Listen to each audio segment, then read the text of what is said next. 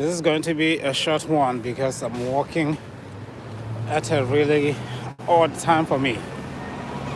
There's a lot of buzz about the game of Nigeria and Algeria, and I thought, you know what, maybe let's talk about it. First of all, I watched that game, and long story short, Nigeria could have won that game with many goals. If you're watching that game, you can tell, like, yo, this team is dangerous.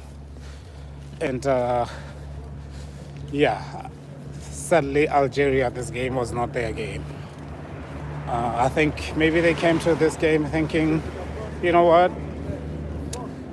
this is just another team we're going to cruise through, but Nigeria was just overpowering Algeria. And seems like Algerian fans and even players did not believe it. Even though the Nigerian goals were like high class, top level goals. Like, I mean, there's so many stories, but I just wanted to point that out that, you know, those goals that Nigeria scored, there's nothing you could have done. Those goals were professional, especially the second goal of Adam Akoro. That was a brilliant, brilliant goal. But it seems like the Algerian fans, they're complaining about a lot of things. But as I've seen, Algerian fans are complaining about the referee of the match, the Senegalese referee. They said, you know what, he was not fair to Algeria. But if you're looking at that game, I think Nigeria could also say the same. Because, you know, the Nigeria in the first half, I think, they scored a goal that was not allowed. I think that goal should have been allowed. It was a goal, but I think if Nigeria would have lost this game, they would have been saying a lot of things about that goal anyway. But nobody's talking about that. That was not fair to Nigeria. I feel like they didn't even look at the VAR. I don't know. Maybe they looked at it and they just let the referee know that, you know, that was not in. But I don't know. I don't know about the rules of soccer, football these days. Seems like rules have changed. How can a clear goal not be allowed? Anyway, I've also seen in some news that they are accusing Nigeria of using voodoo. It can't be an African game without somebody being accused of using voodoo to win. But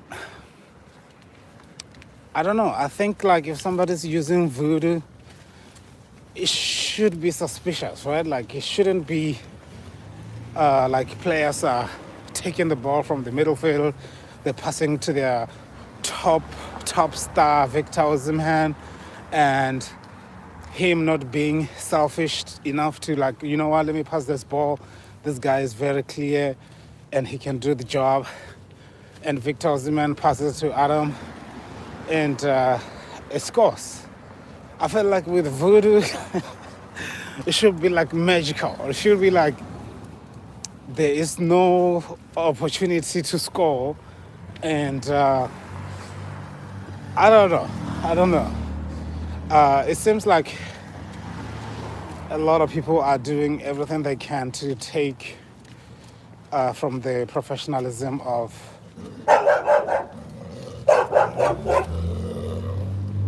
the experience that the Nigerian team has displayed, because that's the only way to like take away from their efforts and their way of like playing football. So a lot of people are trying to take away from the fact that those players are doing a great job. They are well coordinated, well choreographed, and they have been creating chances. Like I said, I was frustrated in the first half if you were watching that game because I'm watching this game live on YouTube. And I was thinking, you know what, Nigeria, they're playing with opportunities. And I do hope that they don't lose because they missed so many chances in the beginning of the game. And hey, go ahead, say hi. So that's Nigeria for you. I don't know, I feel like it's going to be a tough game for both teams. Morocco has not been scoring as much as Nigeria has. And I think if you're like a Moroccan fan, you should be wondering, I think, if I'm not mistaken, Nigeria has scored the most goals in this tournament, if I'm not mistaken. I could be mistaken. So that means they have been scoring. And they could have scored so many goals, especially in their game against Mozambique. Even the game against Algeria, they could have scored more goals. It's just that they were not taking all their chances, but they ended up winning that game, which I think they could have easily crushed Algeria with so many goals. So, and I think Algeria somehow managed to be the most hated team in this tournament because of racism. And I think there's nothing that makes a racist person glitch than you telling them to their face that, I think that was racism, man. They just kind of glitching, like, oh, what. So that is what Algeria did. They kind of mocked the DRC fan, not just the players, but the journalist, an Algerian journalist, called the DRC fan a creature. First of all, it's like, okay, maybe that's not racism, but what a choice of words coming from a journalist. Like it doesn't even match up. Anyway, that's basically what Nigeria